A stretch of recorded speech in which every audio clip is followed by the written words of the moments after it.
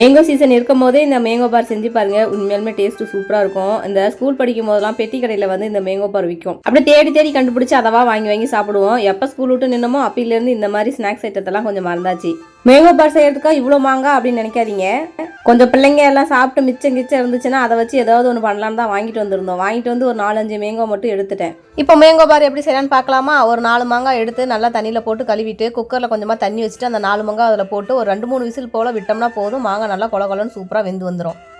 முக்கியமாக சுட சுட தூக்கிடாதீங்க, கை நல்லாவே சூப்பராக சுட்டுடும். ஆறுனதுக்கப்புறம் அந்த மாங்காய் எடுத்து அதோட சதப்பகுதியை மட்டும் மிக்சி கப்பில் சேர்த்து ஒரே ஒரு பல்ஸ் வச்சு நம்ம அரைச்சிட்டு வந்தால் போதும். அதுக்கப்புறம் ஒரு கடாயில் நம்ம அரைச்சிட்டு வந்த அந்த மாங்காய் சாறு இருக்குல்லையே அதை ஊற்றிட்டு அதுக்கப்புறம் டேஸ்ட்டுக்காக 1/2 கப் அளவுக்கு சர்க்கரை, ஒரே ஒரு பிஞ்சு அளவுக்கு உப்பு, 1 ஸ்பூன் அளவுக்கு மிளகாத்தூள் இதை சேர்த்துட்டு கைவிடாமல் நல்லா கிண்டுன்னு கிண்டணும்.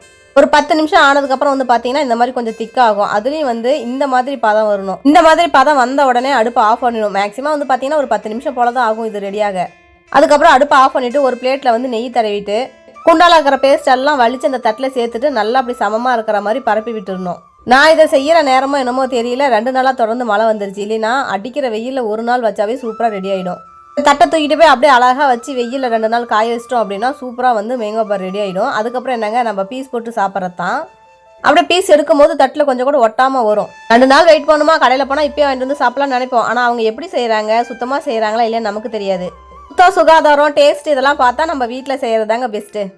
உண்மையாலுமே அவ்வளோ சூப்பராக இருந்துச்சு. நீங்களும் ட்ரை பண்ணி பாருங்கள். நம்ம சேனலில் பிடிச்சிருந்தா சப்ஸ்கிரைப் பண்ணி லைக் பண்ணுங்கள்.